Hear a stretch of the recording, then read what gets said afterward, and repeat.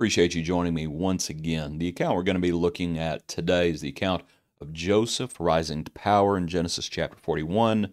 Today's hymn is the hymn, Jesus is All the World to Me. Jesus is all the world to me, my life, my joy, my all. He is my strength from day to day. Without him I would fall. When I am sad, to him I go. No other one can cheer me so. When I am sad, he makes me glad. He's my friend. Jesus is all the world to me. As I said, the passage we're going to look at is the passage in Genesis chapter 41.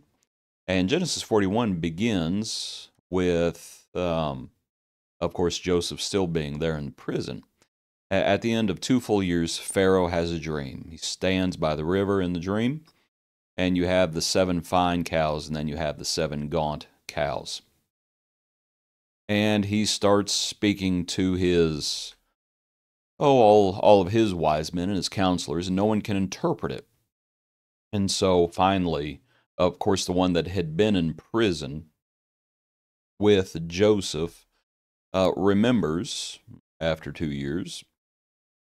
And let's see, where we see that is around verse 9. The chief butler spoke to Pharaoh, and he says, I remember my faults this day, that he remembered what had happened, and now he remembers Joseph. Come down a little bit further as Joseph gives the interpretation, and you're going to have 7 good years, and then you're going to have 7 years, you're going to have 7 lean years.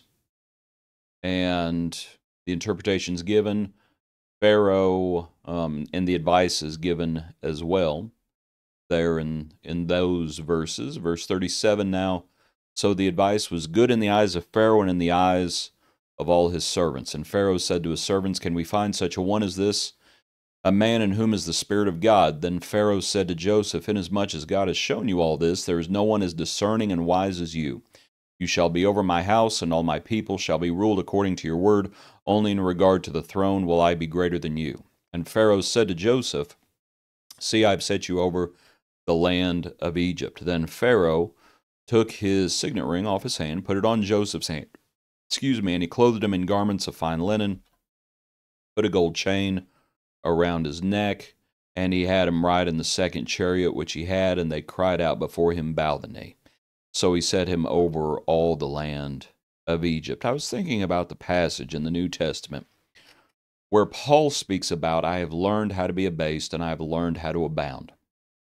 And when we see the Genesis passage with Joseph, and we think about Joseph rising to power, and after, after being abused by his own brothers, being sold to the Ishmaelites, being in Potiphar's house and being slandered and lied about, being thrown into prison, being in prison, and we've seen the Lord be with him every step of the way. And now it's almost like, okay, now Joseph is getting what he deserves. He's getting respect. He's getting all this.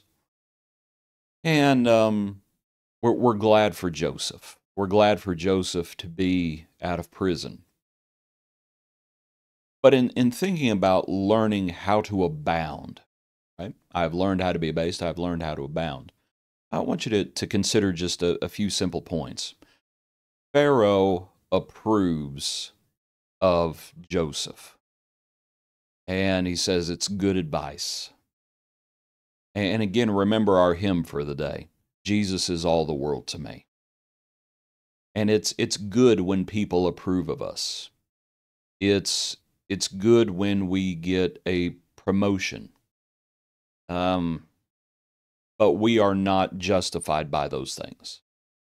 Jesus is all the world to me.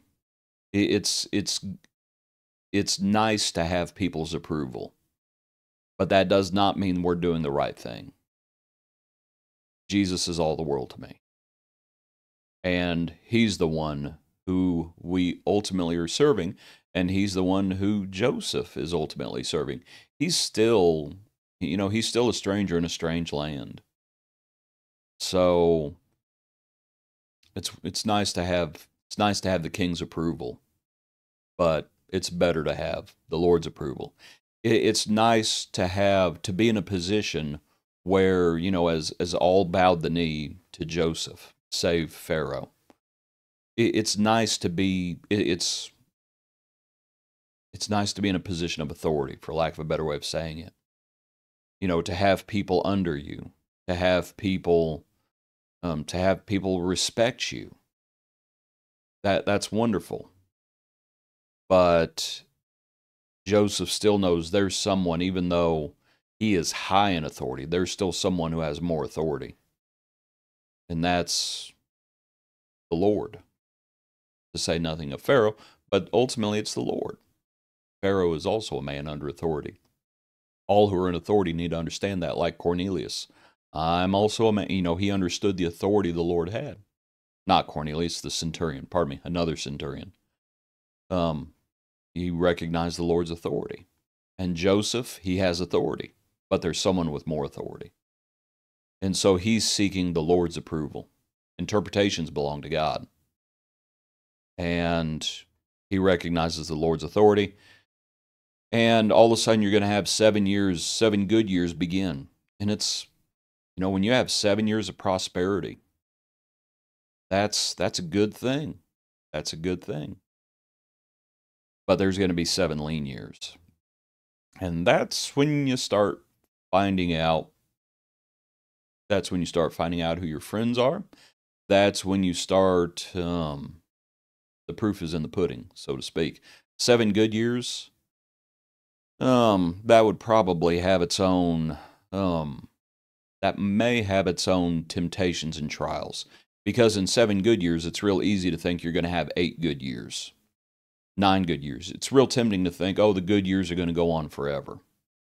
Like, nope, that is not the interpretation of the dreams. There's 7 good years, and you better start stockpiling. And you better start preparing for what's to come. And it'd be real easy to say, oh, we can just consume everything. Like, you better not consume everything. You better be prepared. Better be prepared for the future. And I was thinking about Jesus, and at the end of the Sermon on the Mount, he talks about who is wise and understanding. The wise man builds his house on the rock. Why? Because he knows what's coming.